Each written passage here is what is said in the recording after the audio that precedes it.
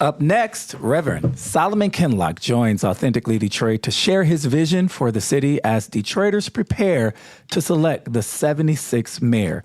This will be the first in a series of interviews. Keep it locked. Authentically Detroit starts after these messages. Founded in 2021, the Stoudemire is a membership-based community recreation and wellness center centrally located on the east side of Detroit. Membership in the Stoudemire is available on a sliding scale for up to $20 per year or 20 hours of volunteer time. The Stoudemire offers art, dance, and fitness classes, community meetings and events, resource fairs, pop-up events, the Neighborhood Tech Hub, and more. Members who are residents of the East Side have access to exclusive services in the Wellness Network. Join today and live well, play well, be well. Visit ecndetroit.org. Hey, y'all, it's Orlando. We just want to let you know that the views and opinions expressed during this podcast episode are those of the co-hosts and guests and not their sponsoring institutions. Now, let's start the show.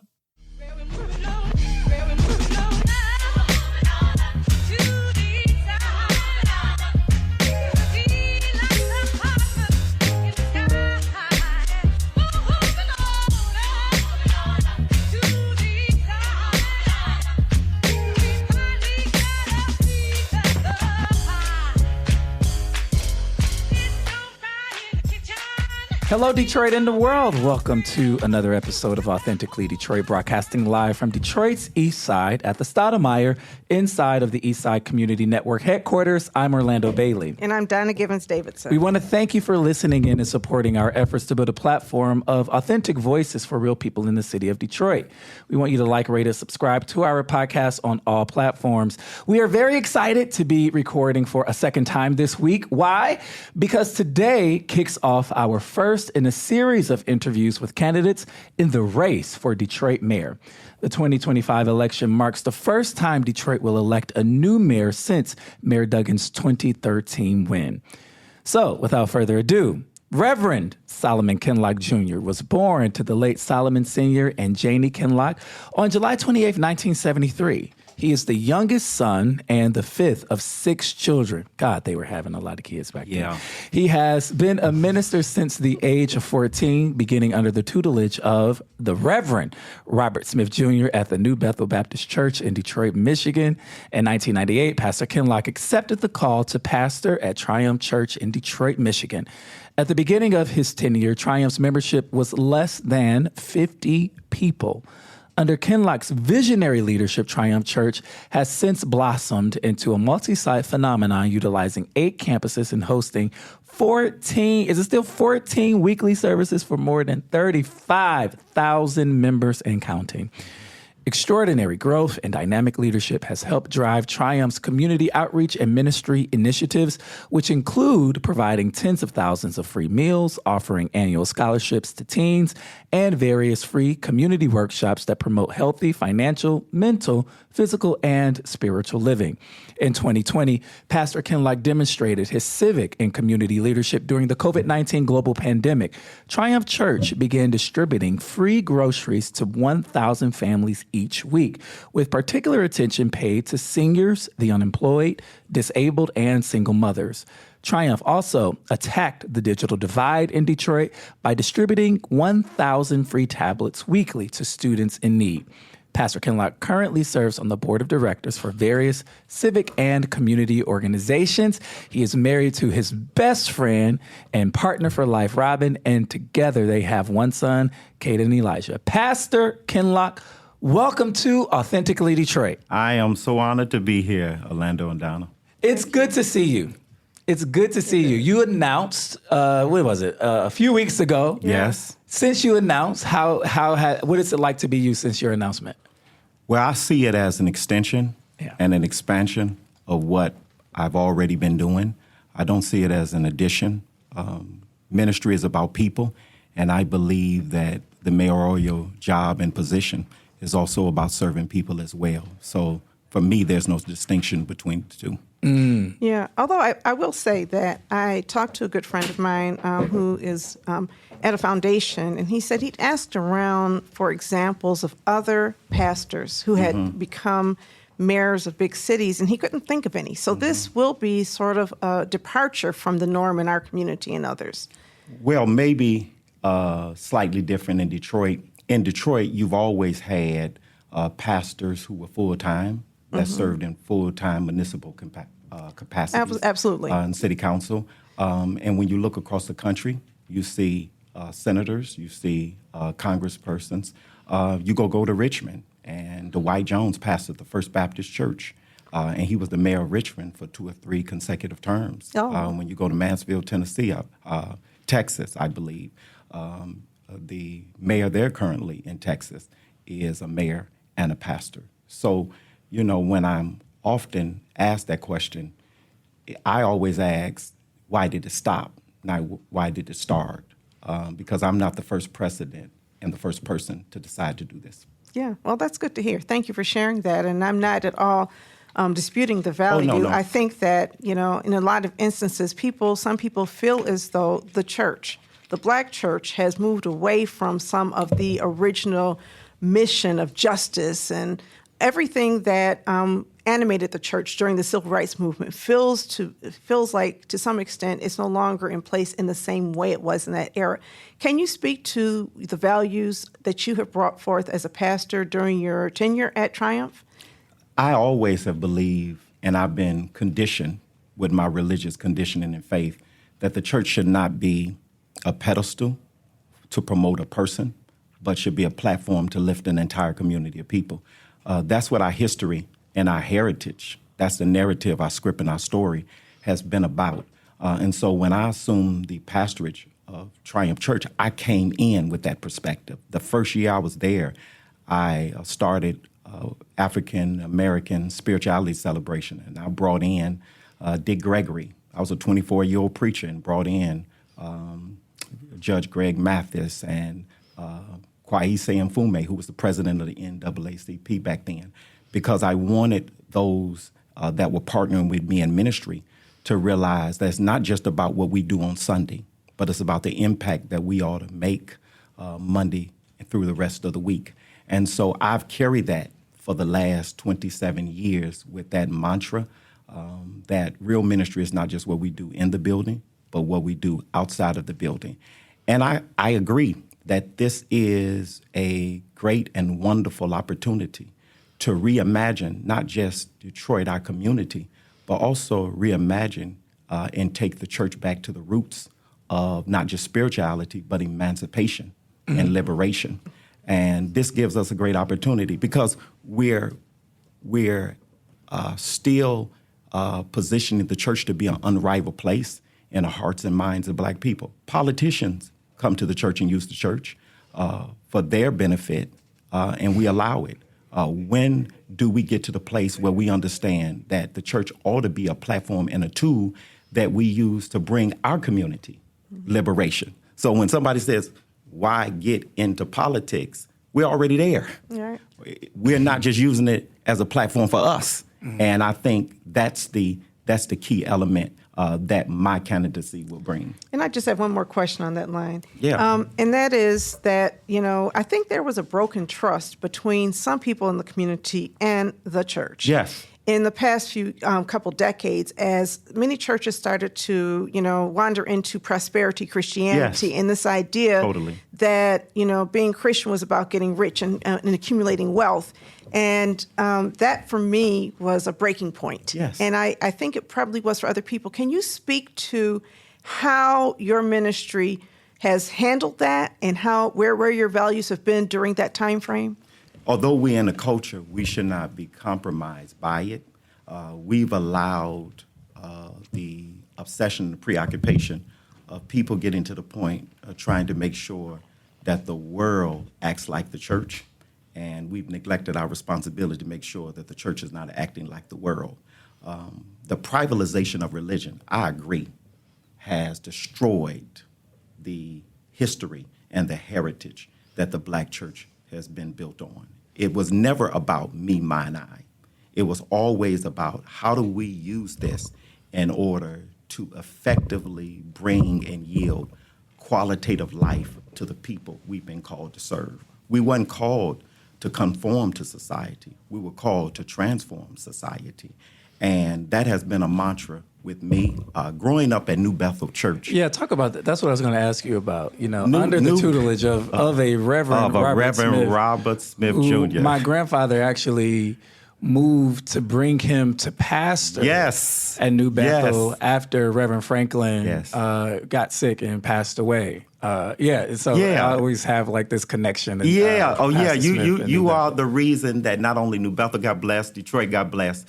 You are the reason that I'm blessed, and I was put in a position to even be doing what I'm doing right now. Growing up under the tutelage of Robert Smith Jr. is something I'll treasure forever because he taught me that church was not about building a building. He taught me it was about building people, seeing lives restored, broken lives being blessed and being put back together again.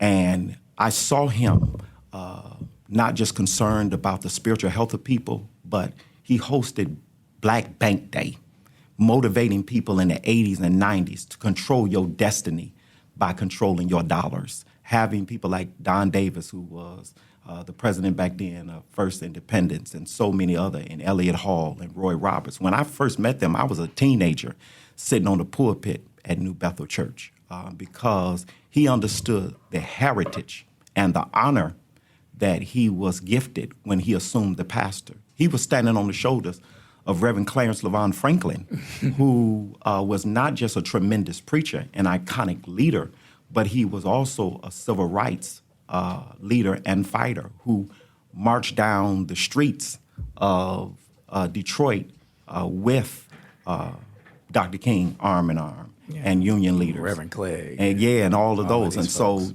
to grow up in an environment where I would hear on Saturday night and Sunday night, rather, before he even got ready to deliver his sermon, he would go on these dialogues and discussions about racial issues that were confronting our community. So that was embedded in me. And I saw how he championed. Back then, we had the iconic Coleman Alexander Young, and the preachers were in a different place. They were together. I saw rallies for Coleman Young being hosted and held at New Bethel Church, and then we left New Bethel, and he would go over to P.A. Brooks Church, St. Paul, and Aretha would sing, and Reverend Jackson would come in. And so the church was always a part of the political establishment. And I started to ask myself the question, when did it stop? And when it did, that's where people started distrusting the church because they didn't see the church the way that they were accustomed to seeing the church in our community. Can I ask you this question too? Even in just our conversation, like I'm hearing hints and notes of Black collectivism and Black pride, and I actually think it's part of the course for anybody to center Black life, our triumph and our despair when trying to run for mayor of the city of Detroit, a majority Black city. Talk to me about your lens of racial equity and how unapologetically and unashamedly. How that plays out in the city. Exactly. Yeah. It's amazing to me that Black people don't want you to talk Black. And that Black people don't want you to talk about Black issues. We cannot love other people properly unless you love yourself. The words of our brothers and sisters that's inscribed on the walls of their museum is that we should never forget. Because the Jewish community understands that any people, any demographic of people that does not remember their past is destined and damned to repeat it. And we find ourselves in a place, space, and position today where we've forgotten that we are a mighty people, come from a mighty history and a mighty heritage. And when you look at the fact that we're in a city, and we That's do Black. have to talk about this. That is, but we it feels have like to talk it's been about it. a tertiary conversation. We have a mayor who is colorblind. And you know when colorblind exists, that means they're not looking at you. That means that you are invisible to them and they are going to do whatever they need to do. If you look at what's happening in our city, downtown, where most of the money that our taxpayers aren't getting is going into downtown, building homes for people who are not us. investing in business for people who are not us. What about us? And I think that there's this unwillingness to acknowledge. Shout out to Tam Howard. What about us? Yes, right, Tam Howard. This unwillingness to acknowledge this divide. So one of the things that we've been trying to do, and something that's been a passion of mine, is the Black Detroit Democracy Project, to remind Black Detroiters that we have democratic rights, and we have that democracy is more than just voting, right? Democracy is power. And just like worshiping is not just on Sunday, democracy is not just on election day. And I think if we understand this every day, that we have to practice our power and we have to figure out how to hone it. One of the challenges in Detroit is that there is this feeling that downtown and that wealthy white people control all of the politics in our community, that if Dan Gilbert wants to see something happen, that's what's going to happen.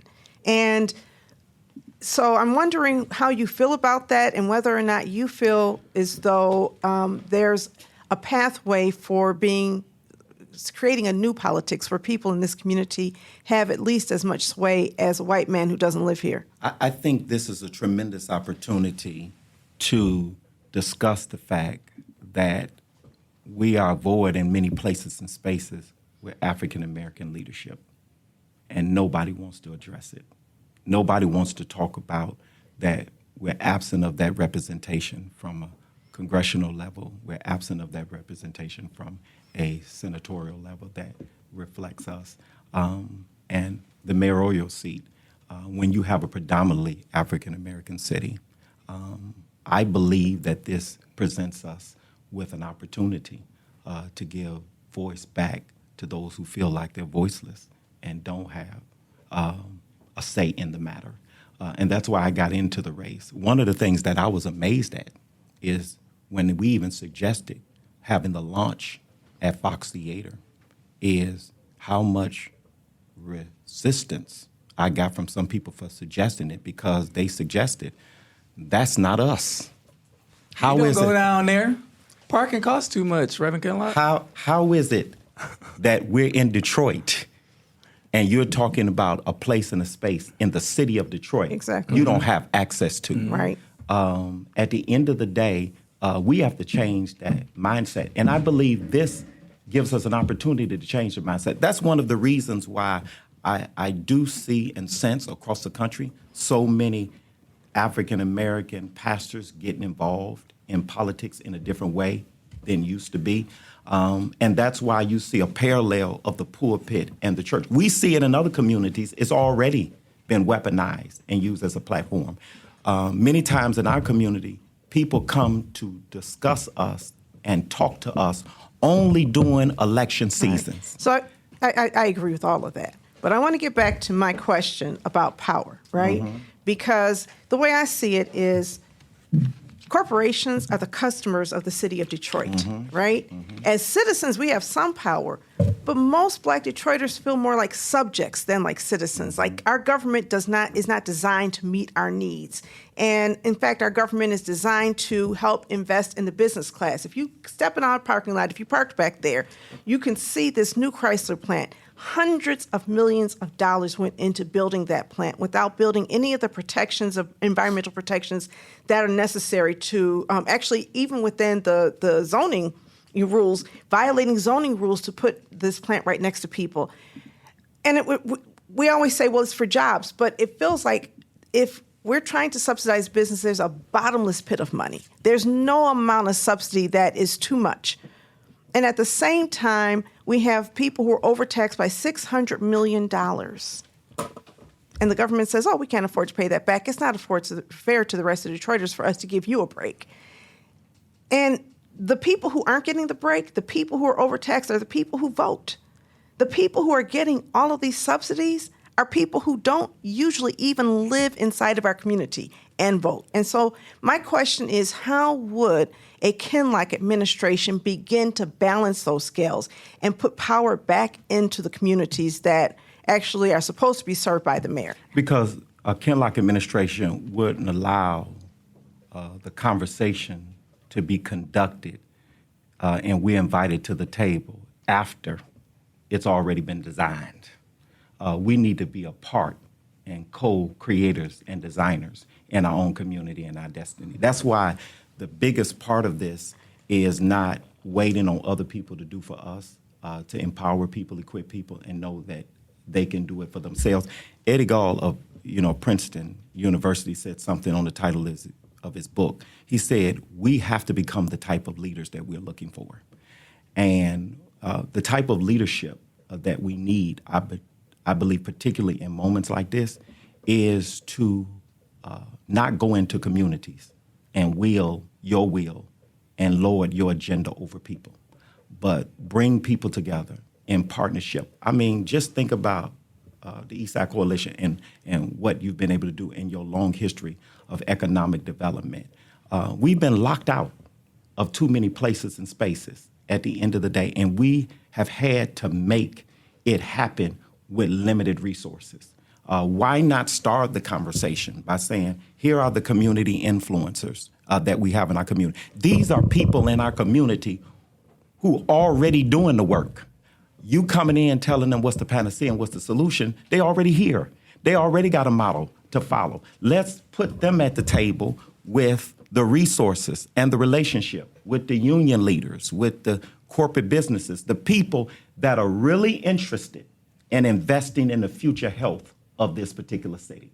Putting them at the table with the influencers, with the advocates and the activists, and building a table. That's what we're missing. That's what you see in Atlanta, but you don't see in Detroit. There's the absence of a table, or if it is a table, we ain't got a seat at the table.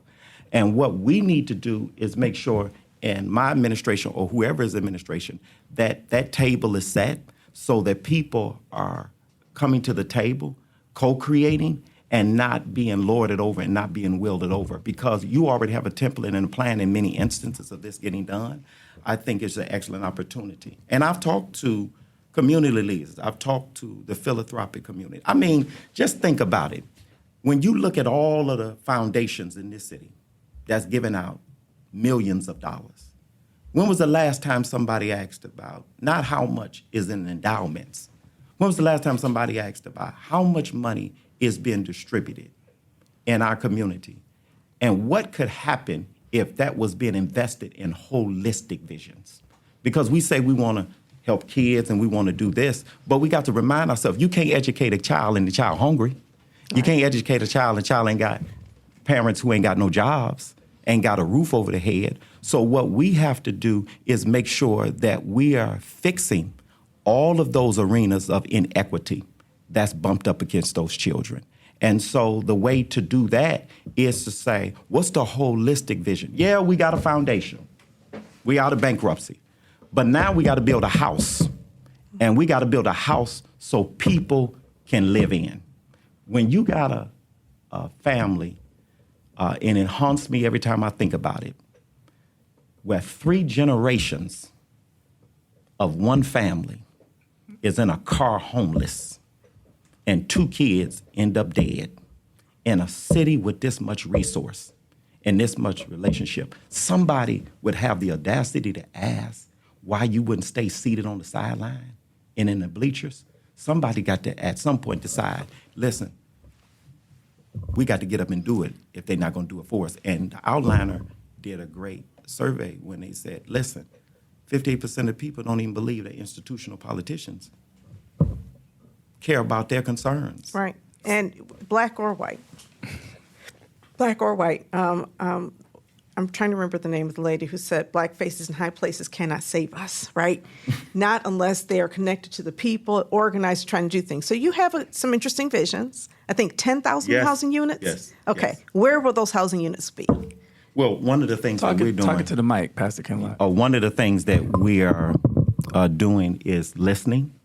As I said before, is not lowering or willing our agenda on people. We want to hear the concerns of people. One of the things we know is we have a shortage of affordable housing in this city. It's a crisis. We're in a crisis. It's a crisis, but it's a crisis. And the mayor will say, look, I built all this affordable housing. He's building studio apartments downtown, charging the maximum for people at 80% of the area median income, and the area median income is almost $70,000 here. the Detroit median income is about $37,000. So 80% of $70,000 is higher than the Detroit median income. Therefore, we're locking Detroiters out of these studio apartments.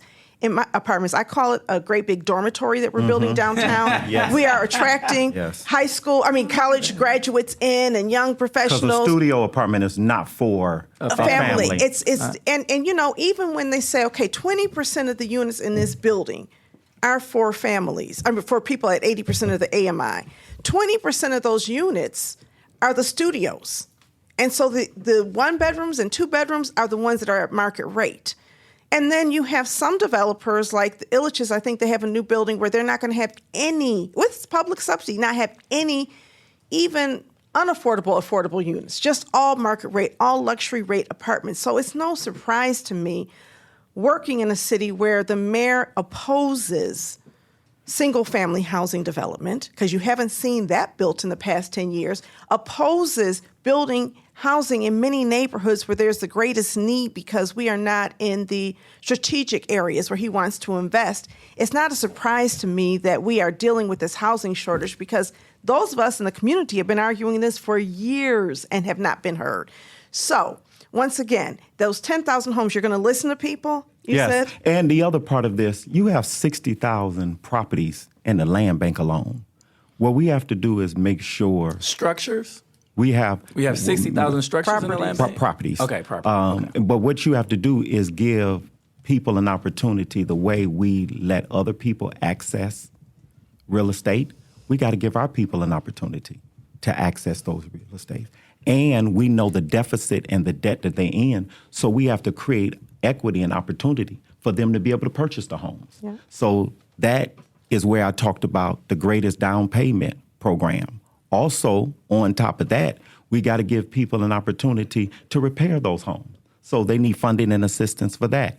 Also, you have people who are in homes that they are renting. I'm sorry, let's go back. So you see it as a role of government to help private homeowners repair their I homes. see the job in the office of the mayor not only to communicate vision.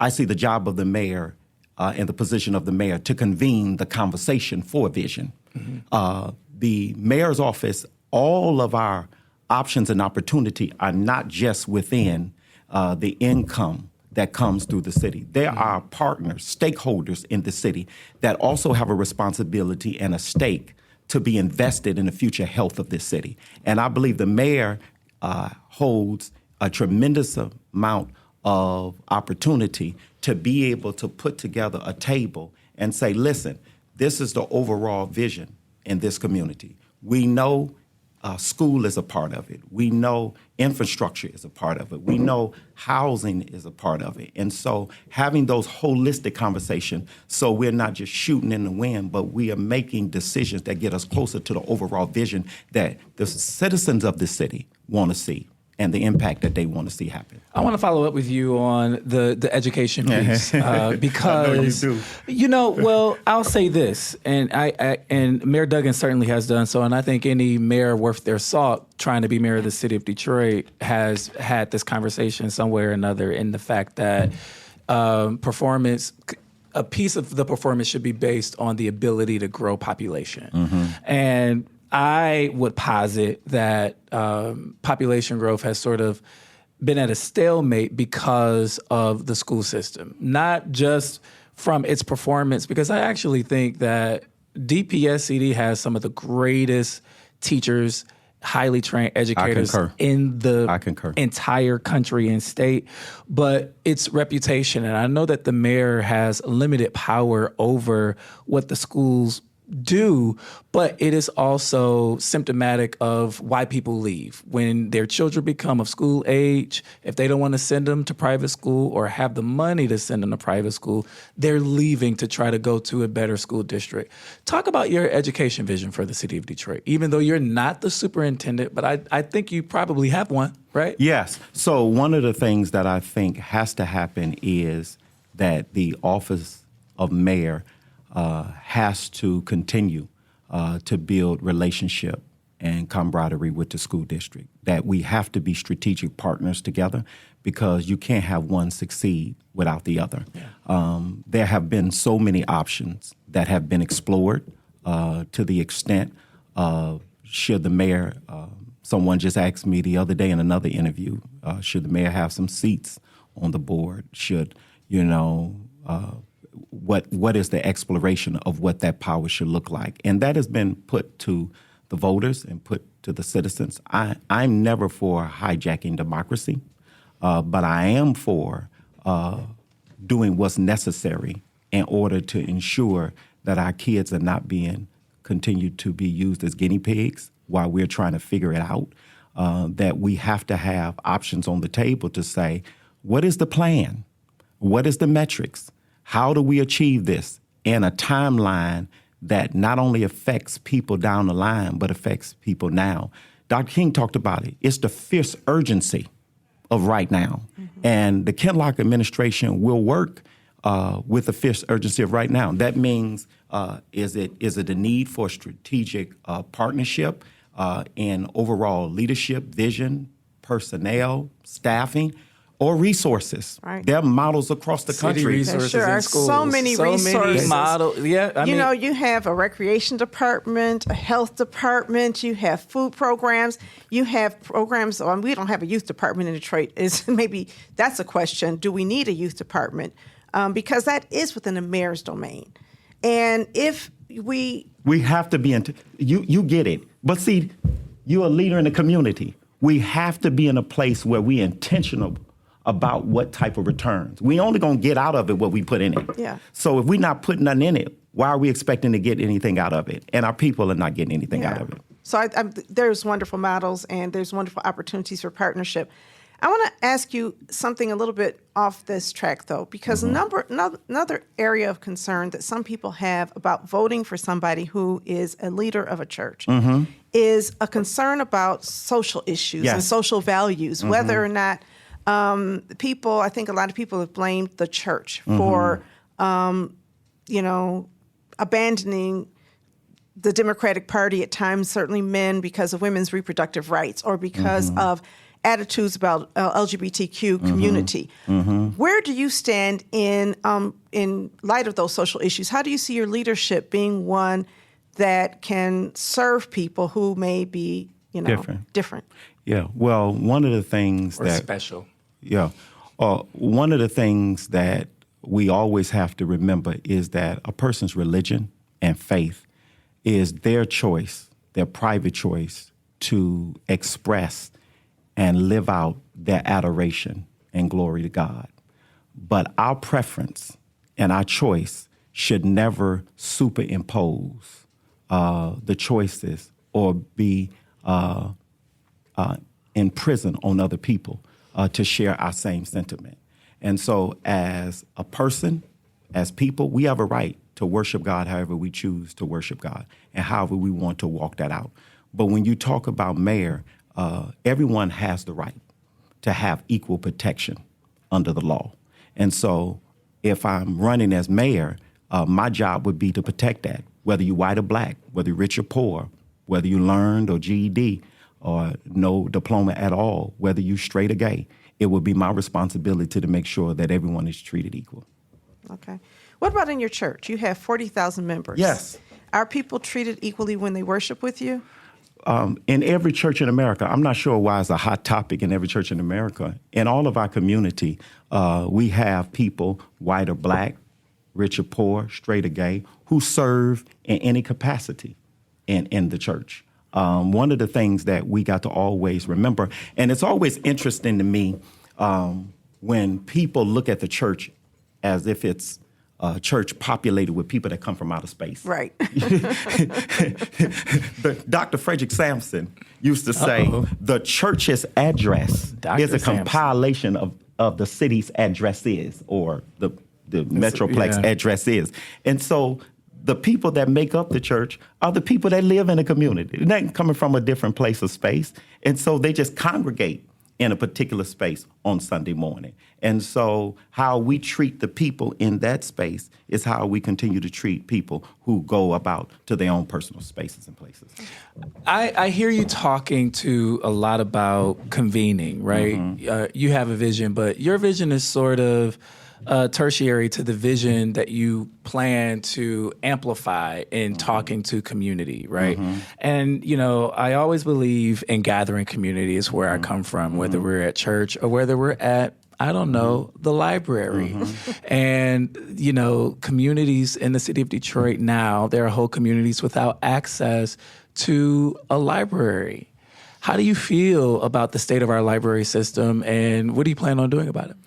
Education is paramount, and one of the things that we need to do is look at the 139.40 square miles of this particular city and look at how we move forward from a holistic vision, where there's education, where there's library. We're talking about a multitudinous number of resources. We just talked about a few minutes ago. We talked about recreational centers. There has to be a plethora of resources that's made available. We come from an environment where our parents taught us, if you got time to watch television, you got time to grab and pick up a book. And so one of the things that we want to do, one of the things we want to do is make sure that we are partnering our children and our resources in a way that we can leverage them. We already know the needs in our community. COVID not only uncovered some stuff, but it has exacerbated some stuff. We already knew we had dis-ease and deficits in our community. But COVID took it to a whole nother level. And when people ask, what are you going to do? What I've been doing, delivering services to people. Yes, we need to make sure the lights stay on. We need to make sure that 911 calls get answered. We need to make sure the trash get picked up. But we also need to make sure that we're not just maintaining and sustaining, that we're building and we're creating and we're thriving. And I believe this is an opportunity to look at all of the resources that we have available, but we need to continue to build on and ask people in the community. Every community may not need the same thing. Every community, when people say, equal. Some communities may be better off than other communities. So we have to go into the community and say, what does this community need, and be able to fill those deficits and those particular gaps. That sounds good to me. But I have some questions about the Brain Trust, right? When I think of Coleman Young really becoming mayor, he was a great leader who surrounded himself with great leaders to help form this Brain Trust to reconfigure Detroit and reimagine what Detroit would be. What does your Brain Trust look like? Who are your people? Have you figured any of that out, or how will you select the people to lead in your administration? One of the things that I think is disheartening is that when we overlook the Brain Trust, the giftedness and the talent that we have in our community, and that the people in our community are not being given a chance. You have people who don't have to come in and learn how to do the work. You got people in this city that already knows how it works. They're not given the opportunity the way that I think that we can. Just like we're not leveraging the resources ain't just money. The resources are also the brain capital, the trust that we have in our particular community. And what we would do is present opportunities in order for us to tap into that. I remember there was a major and you spoke about it before we got on air. There was a major entity coming into the city, or adding another plant into the city, and they were looking for employees. They were going around and they were having job fairs, but they still were not tapping into the volume that they wanted to see. They came to Triumph Church, and within a week or so, turnaround, 3,000 people showed up. Sometime in our community, we just talking to the wrong people. And sometimes we're being represented by the wrong people. And so one of the things that we would do is tap into the resources that we already have. But the other thing is, we are under no delusion and illusion. The mayor of the city of Detroit, or any mayor, governor, does not run the city by himself. You have deputy mayors. You have chief of staff, you have chief operating officers, you have chief financial officers that got us out. Duggan and nobody else got us out of this place by themselves. You had the best and the brightest. What I am suggesting is let's continue to build on that, but let's not overlook the people that are already here that have the expertise and the capability. You don't build what I build. That the other part of this, that's what makes me a viable candidate, because I built something. You know, it's different when you go in and you manage something. When you've built something, I don't get money from the city of Detroit. So there is no conflict of interest. The city ain't gave me no grant. That's the other guy. And I'm not saying there's something wrong with that. I'm saying that we need to do that. But one of the things that we've been able to do, we've been able to motivate. We've been able to speak hope to people. The mayor of the city has some healing mechanism that he has to do in leading the city and speaking hope to people who feel like they're in a hopeless situation. Mm. Can you talk a little bit about, this is something that comes up in every mayoral election around the priority of safety. Mm-hmm. I think that there is a perception around safety that in the city of Detroit that voters have, and I think that sometimes that perception is different from what the reality is. Talk to me about how you see it. Talk to me about how you see policing, right, and surveillance, community violence intervention, you know, a tremendous amount of work going on in that area. Talk to me about your vision for public safety. Well, one of the blessings I have had is that at least 2 former police chiefs for the city of Detroit have been a part of our fellowship and our faith. And one is our chief of staff.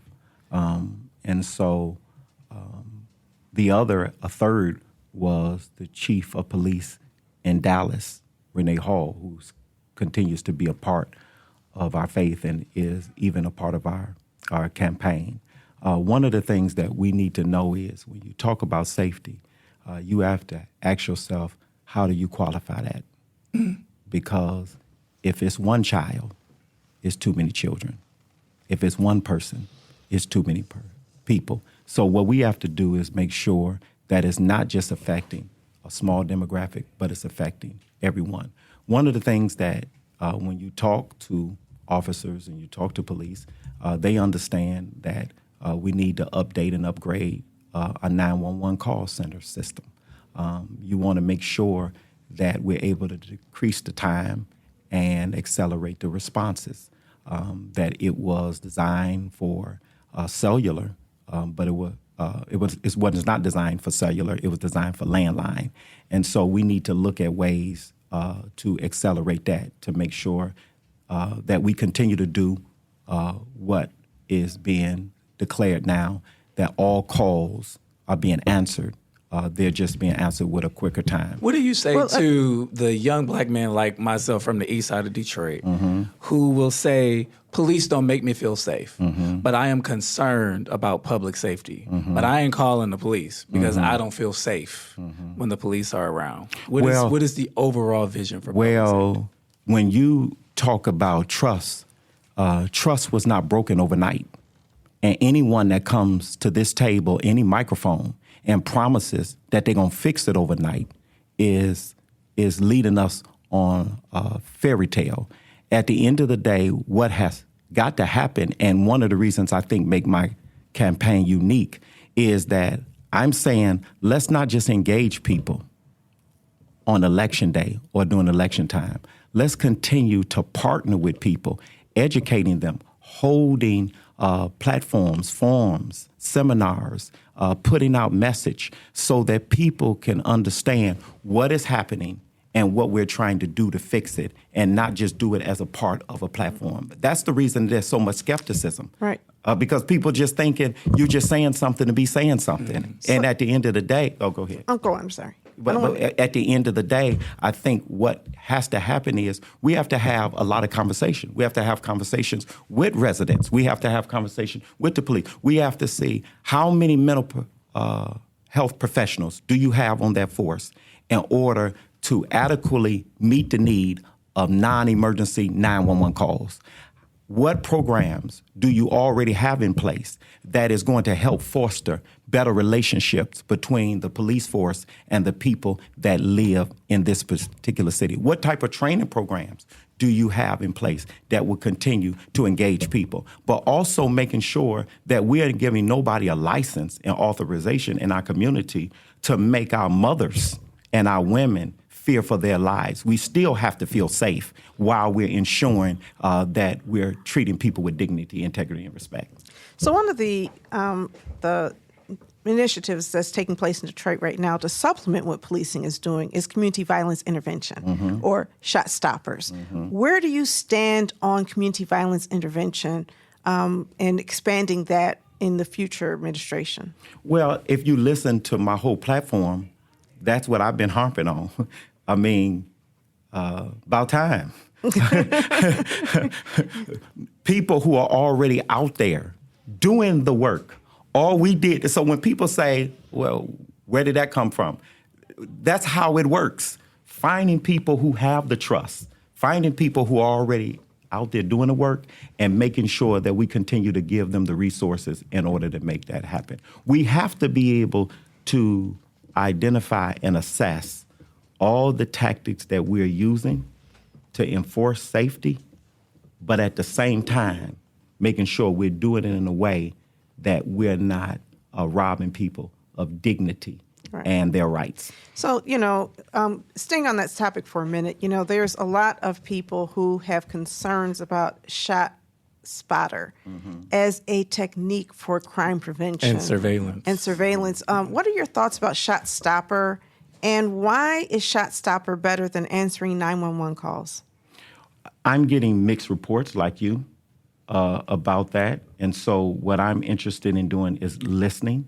We've just started our listening tours. I'm interested in listening a little more about that. If you talk to the police department, they will have one perspective because they believe that it's an effective tool. Right. But when you talk to residents... We spent $7 million on it. But if you look also at studies in city after city after city where people, not police departments, when people ask me how my organization is doing, we're doing great. But sometimes you need somebody else to come in and take a look, especially when it involves public safety. Exactly. And so, exactly. I'm not interested. I mean, because nobody's going to really, No, what the issue... Every year they audit my finances not because they don't trust me, just because that's a form of accountability. And one of the things that we have to be sensitive to the fact, and what I will not do is lie to people and give them false promises. And people say anything on a campaign. Yeah. That's why we're suspicious of institutional politicians. They'll say everything on a campaign, and then when you get in there and you lift up the hood, you discover that there's a whole lot of other issues that you didn't see coming. Right. And even those that are running, nobody running is the mayor. No. So I understand that you can't make promises, but speaking of the hood, people are like, wait a minute, I called 911 and they didn't come. And you're going to listen to some machine tell you there's some shots. Why would you listen to this technology and I'm still not getting heard? When you had that block party that blew up last year, people have been calling 911 like crazy. It's not as though there's not access to information about things that are happening in the community. And I totally agree that we need to continue to have conversations and explore best practices in any arena of the way we do business. Yeah, because I think we don't want to do anything, but we want to explore. But we don't want to do anything that robs people of dignity at the cost of saying it's profitable. Well, you know what? If I call the police and they don't come, my dignity feels robbed.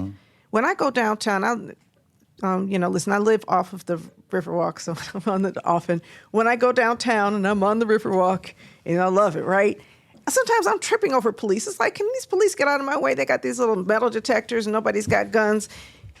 And then there's somebody on the east side of Detroit or somebody on the west side of Detroit calling the police, and there's no police. And they say, we need more police. And I'm like, just go to the Riverwalk and get some of those police to go into the neighborhoods because I think we got them. And so to me, it's a matter of priorities. Well, you too. know, the good thing about it is to just see how divine it is. You got a former chief of police sitting right here. Ralph Garvey is in the studio. Unfortunately, I keep looking at him as I'm talking to you, and I apologize. I think it's a good thing. I mean, Detroit before, and we've had these conversions with him. I've had these conversations. Oh, you have had these conversations. Yes. And, and I've appreciated the honesty and the integrity of some of those conversations that, because we have to stop pretending like what we're doing is working when we have to change what we're doing. And Detroit, when Mayor Coleman Young was elected mayor back in the day, I'm one of the few people in this room who was alive when that time. I don't know. No, you don't look like you don't look like that. All right. Yeah, I was 10 when he was elected, so that was a big day for me and my family.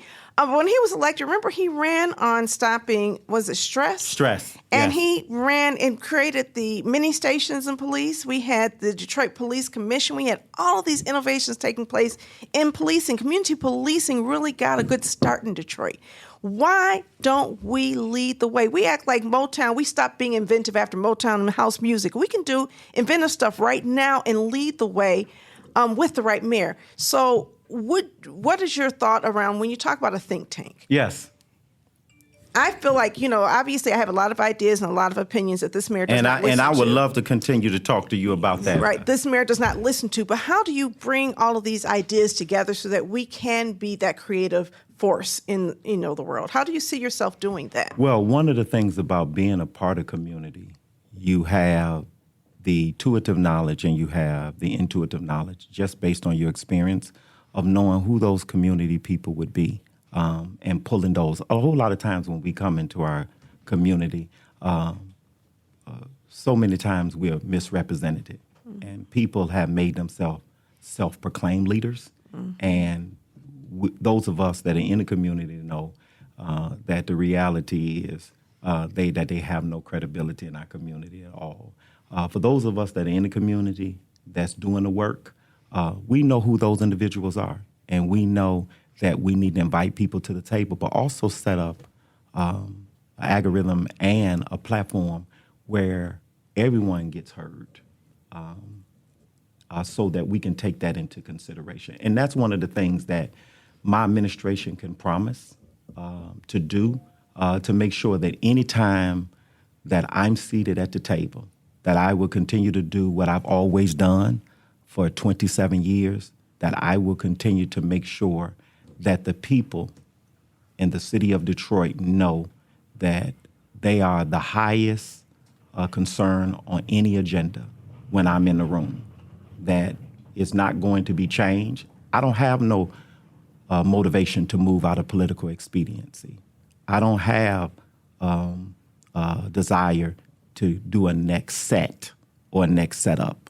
I'm getting into it because I believe that this is an amazing opportunity and a historic opportunity to put someone in a seat who can be creative, who can be courageous, who can be bold, and who ain't gonna bow because there are forces at work that's seeking to make sure that so many in our community voices stay suppressed and oppressed. We got about 7 minutes left. I want to ask you about, the current condition that exists on the payments of neighborhoods. And you talked about partnering with community leaders, and these leaders can tell you what the current conditions are. The next mayor will be starting an administration with a DC that isn't as friendly as the last administration. A Michigan legislature that may not be as friendly as the last one. Talk to me about your legislative policy agenda, both for the state and even nationally. What kind of resources, what kind of appropriations do you see coming to the city of Detroit that you want to advocate for from the Michigan legislature and even on the federal level? Orlando, it's amazing to me when we have these conversations where we have to be cautious and careful that we're not complicit in the disparity discussions and equity discussions of our own candidates. Because when there were different individuals running for this office, some of these questions we never raised because we understood. I'm not talking about you. I know you and the source, but I'm just talking about the overall conversation. What we have to make sure that we remember is that the mayor does nothing alone. A lot of those relationships you have, that's predated and pre-existent, but that's why you have people that help facilitate the relationships that you don't have. That's why you have lobbyists. That's why you have representatives. That's why you have people who serve in these places and spaces in business to continue to foster those relationships and build the kind of equity. Right now, whether it's Congress, whether it's senator, whether it's some lobbyists, whether it's city council, those people already call my phone. Those are phone numbers I already have. There has not been a mayor. There has not been a governor. I remember when Jennifer Granholm came to Triumph Church. I remember both times when Whitmer got in my car and drove around to all of them multiple services. The mayors, Dave Bing, Duggan, have been to that congregation. And so those relationships wouldn't be new, although there would be some new relationships. They're pre-existent. The other part of this that we want to make sure that we understand is that we need a fighter and a unifier in that seat. There's some things, no matter who's in office, we ain't going to agree on everything. But my faith and my DNA motivates me to find common ground when I can. But when I can't, and America's not living up to the description of America the Beautiful, and it start acting like America the Ugly, is our responsibility to make sure that we defend the rights of people. And so the agenda will continue to be what's in place, but also making sure that we are not putting people in place or allowing people to get into these places and spaces, and they're not delivering for us. You have to, if you're going to take on the trust of our people, and I think the mayor can assist in that. I mean, when Coleman was leader, his voice meant something. We have to have a mayor and a leader whose voice means something that people know they can trust. Especially when you're trying to legislate at a very local level justice that a lot of legal scholars will tell you is illegal. So time and time again, I've observed at city council meetings, the city council wanting to initiate a program that the corporation council is saying it's illegal by state law with no impetus or no incentive to change the state law, right? And so if I'm hearing you correctly, building those relationships and helping folks get elected that will represent folks in neighborhoods. And you have to, and the citizens have to think about that. Being mayor, you still have to get the votes. So if you seated at city council and you can't get the votes, even if you go to the other side, you still got to harness the votes and be able to garner the support in order to make things happen. We can't just be in a perpetual place where we protesting and we're not being productive. Our people deserve wins. And one of the things that we have a history of showing is that we know how to deliver for the people and be creative in that. And when somebody says, how can you pastor and do that? That's how you know we can do that, because pastoring has shown that we're able to do that. And it's still about meeting the needs and delivering products and services for our people. All right. With 1 minute left, anything you want to leave to our audience? Yeah, I love this motto and mantra that I've been hearing around the city of Detroit. I didn't come up with it. I don't know who came up with it. They said,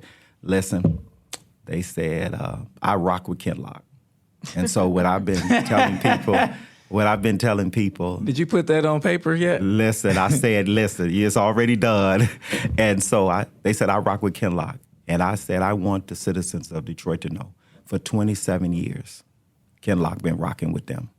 And they need to know that if they give me an opportunity to sit in that seat, that's exactly what I would continue to do. Rock for the people in Detroit and for Detroit in a way that we haven't seen in a while. All right. It is never enough time. Pastor Solomon Kinloch, candidate for Detroit mayor, thank you for coming on. Yes, Thank y'all for having me. Thank you. You told me this was the hot seat. It was. You listen, you're just asking good questions. Thank you so much for coming on. Thank you. I appreciate you.